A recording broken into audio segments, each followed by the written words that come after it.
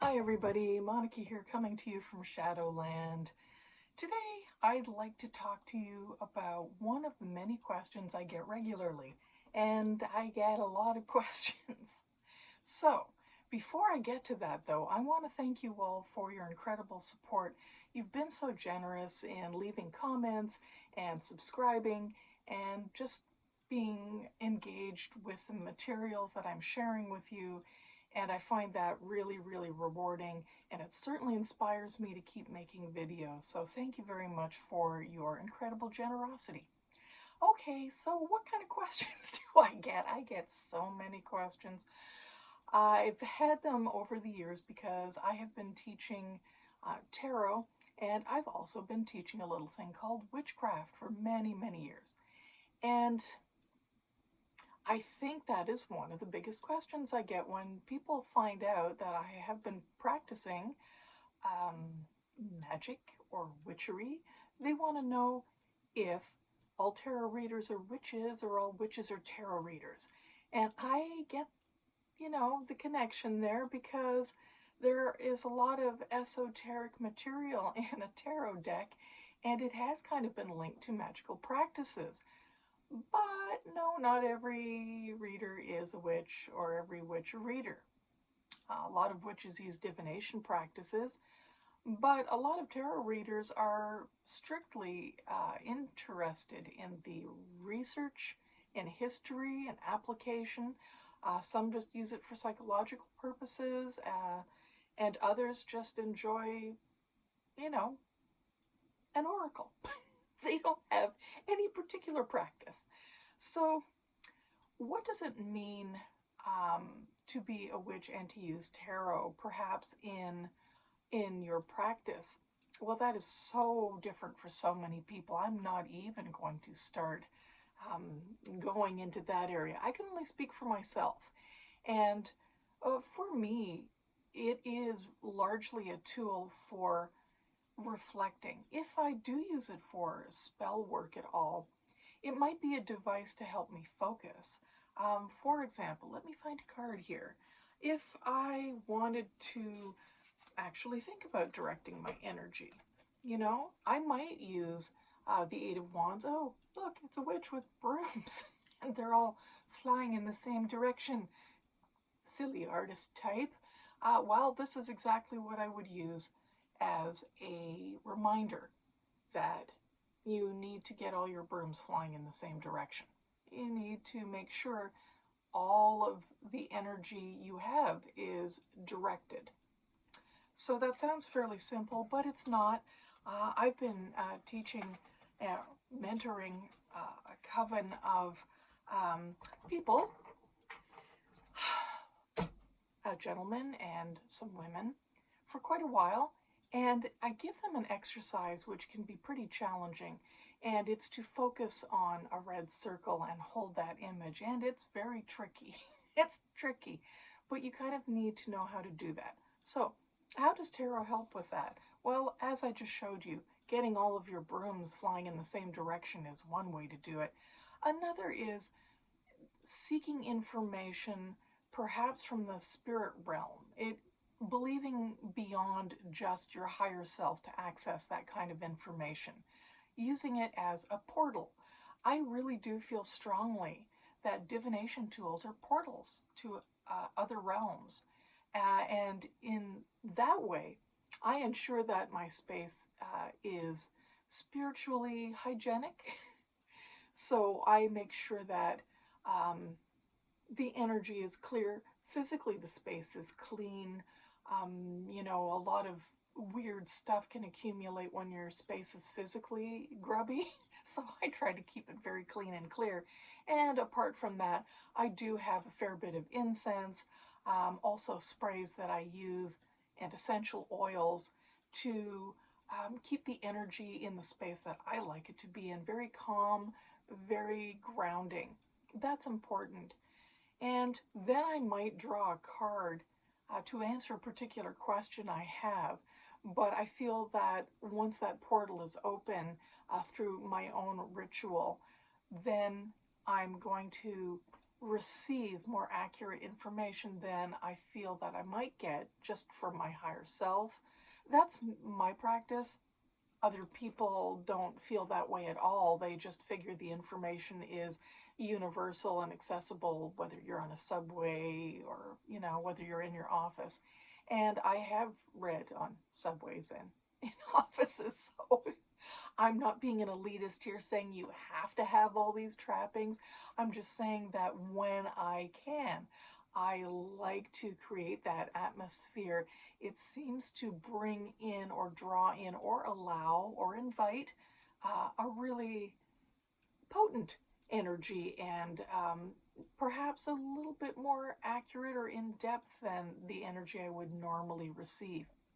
So I could use my tarot practice within my witchcraft practice, but also you can cast spells by using certain cards.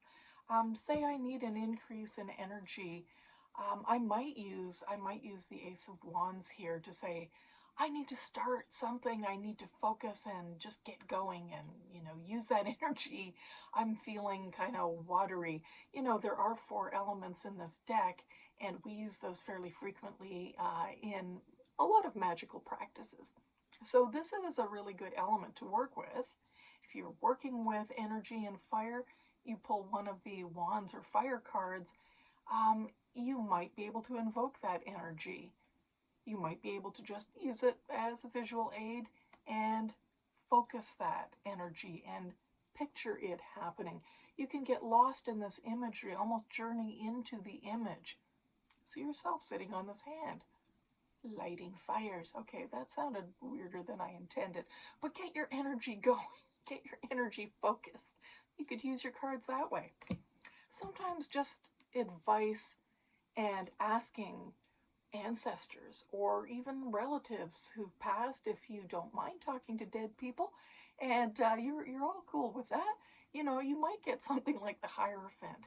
And this is a voice of reason. It's ancient wisdom, ancient energy, and it is a reminder, like these ancient roots here, to think about how far back people have been just going out and looking up at the moon, looking up at the same sun, connecting to the earth and seeking that wisdom. To me, this card is both looking within and looking to advice of others that I trust are very grounded and have that wisdom. Okay, what else? Well, I think also checking in on, um, you know, energy around me. And I don't mean, feeling cursed. Let's be clear on that. I don't particularly believe that people are throwing curses that are effective necessarily. But, energy is energy and it can be a little chaotic. I've had a day. Yes, I have. Things have broken, things have smashed. And, I've had certain issues with a little piece of plastic that got, used, and it wasn't by me. We won't go any further there. So, I've drawn cards before, and no lie, when I wanted to know, well, what is going on energetically around me? Hello. The Ten of Swords came up. Yeah, what does that mean someone's sticking pins in me and I'm slumped in the corner? Well, I don't really want to see myself as victimized, but certainly the feeling of mental exhaustion, because this is swords and air, and negative thoughts that I've had, when things go really bad. Yes, we all get temperamental when things go bad and we're stressed. So how would this help me magically? It really helps me to think about the energy I'm not only receiving, but I'm putting out. Just one little note here about my own practice, not anyone else's. I don't really believe that the reason I don't do negative things in my own practice to people is, well, it's not because I believe that it's going to come back to me threefold. No, that's not it. Then also not why I don't steal things, because I might go to jail. Gosh, no, just against my ethics. Um, so, getting this card might be a reminder to me to be careful about the energy that I'm letting fly off of my little temperamental head when I've had a day. So, um, you can use it for increasing things in your life. The King of Swords here, if I want to sit down and I want to be productive writing, I will try to invoke this energy of this card and do a spell around creativity. I might include certain essential oils or candles, certain invocations, and this image, which really helps me because it's showing me what I really want to focus on writing. Okay? Sounds pretty simple. So, just a word about closing portals. When you're done, this is part of my practice and it's not necessary. It's just something I want to share with you that I do. When I'm finished, I do close the portal. If you believe it is a portal and it's open, then, kind of close the door when you're done. So you would allow the energy to close. You might blow out your candles, or if you find that, incorrect, you can put out your candle. Um, you go through the same kind of opening in reverse for some practices. I do. I thank my ancestors and spirits and whatever energies have assisted me in receiving information. And then I say, thank you, I'm done, and the portal is closed. Yes, literally out loud. So, that's just a little bit about magic and witchcraft and cards that you might use. So give it a try, even if you're not a magical practitioner or a witch. It doesn't mean you can't just use those cards to focus your energy, regardless. So have a great upcoming week. Leave comments if you like. Tell me about your own practices or how that works for you. If you believe it's a portal or not, just your thoughts on divination in general. So thank you very much for your attention and watching the video yet again. If you'd like to subscribe and you haven't already, please do. I can pretty much guarantee I will be bringing you a video every week about the same time, pretty much like clockwork.